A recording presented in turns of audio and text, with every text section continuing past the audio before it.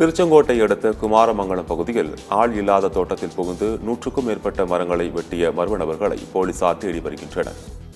நாமக்கல் மாவட்டம் மண்டக்கபாளையம் கிராமத்திற்கு உட்பட்ட பள்ளிக்காடு என்ற பகுதியில் செங்கோட்டையன் என்பவருக்கு சொந்தமான 3 ஏக்கர் நிலம் அமைந்துள்ளது. இதில் மா, கொய்யா, தேக்கு உள்ளிட்ட மரங்கள் வளர்க்கப்பட்டு வந்தது. இந்த தோட்டத்தில் நேற்று அதிகாலை புகுந்த மர்ம நபர்கள் சிலர் தோட்டத்தில் இருந்த 100க்கும் மேற்பட்ட மரங்களை வெட்டிவிட்டு தப்பிச் சென்றனர். இது குறித்த புகாரின் பெயரில் வழக்கு பதிவு செய்த போலீசார் மர்ம நபர்களை வலை வீசி தேடி வருகின்றனர்.